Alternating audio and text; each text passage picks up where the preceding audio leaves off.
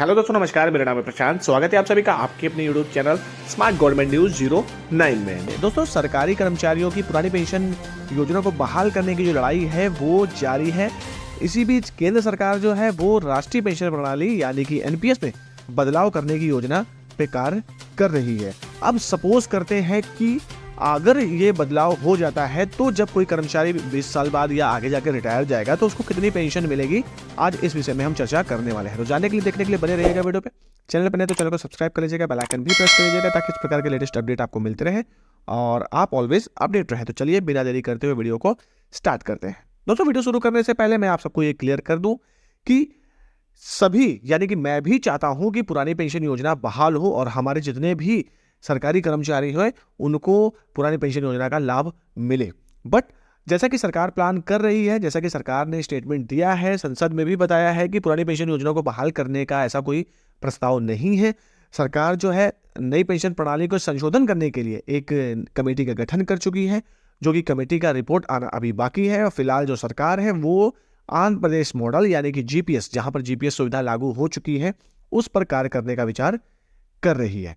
अब suppose that अगर किसी कर्मचारी की जीपीएस लागू होती है तो इसमें कितनी पेंशन मिलेगी, इस विषय में आगे मैं आपको बताने वाला हूं। देखिए, इसमें जैसे कि जीपीएस में ये बताया गया है कि यदि कोई कर्मचारी 20 साल तक सर्विस करता है या 20 से 30 साल तक सर्विस करता है तो उसको उसकी बेसिक सैलरी का, लास्ट बेसिक सैलरी का 40%, और अगर 30 साल से ऊपर कोई सर्विस करता है तो उसको उसकी बेसिक सैलरी का 50% पेंशन दिया जा सकता है। अब 2004 के बाद जितने भी सरकारी कर्मचारी भर्ती हुए उनको एनपीएस में लाया गया और 2004 से पहले जितने भी सरकारी कर्मचारी थे, चाहे फिर 2003 में भर्ती हुए सरकारी कर्मचारियों का जो ज्वाइनिंग लेटर 2004 में आया है तो उनको भी पुरानी पेंशन योजना का लाभ दिया गया।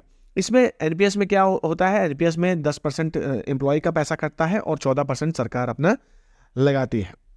अगर इसका हम उल्टा देखें तो आपको ओल्ड पेंशन स्कीम में किसी भी प्रकार का कोई भी योगदान नहीं करना पड़ता है। अब सपोज करते हैं दोस्तों कि यदि कोई कर्मी 20 साल सर्विस करता है और अगर जीपीएस लागू हो जाती है तो 20 साल सर्विस करने के बाद उसकी पेंशन कितनी बनेगी और 30 साल सर्विस करने के बाद उसकी पेंशन कैसे बनेगी।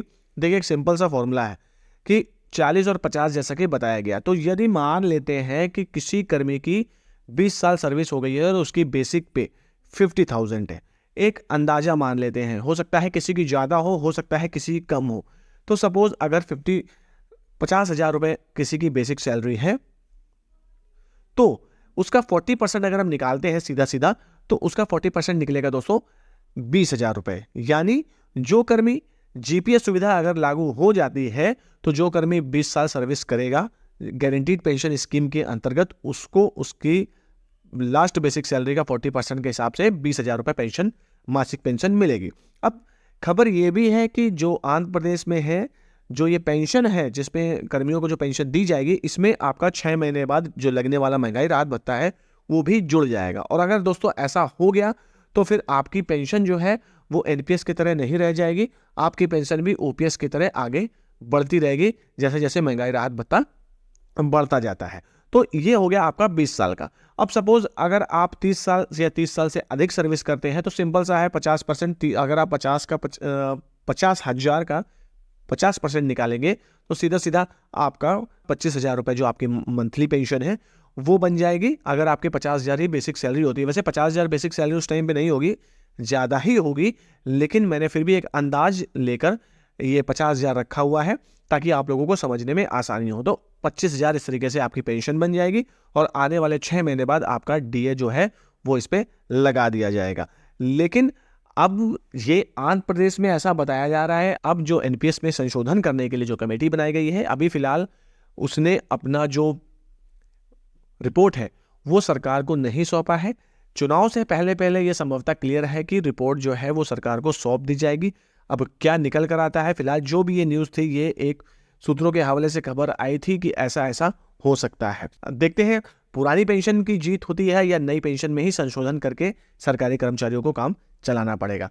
तो दोस्तों, वीडियो में बस यही जानकारी देनी थी। अगर मेरे द्वारा दी गई जानकारी आपको अच्छी लगी है तो प्लीज़ वीडियो को लाइक शेयर कमेंट जरूर करिए। मिलते हैं अगले वीडियो में, तब तक के लिए जय हिंद, जय भारत।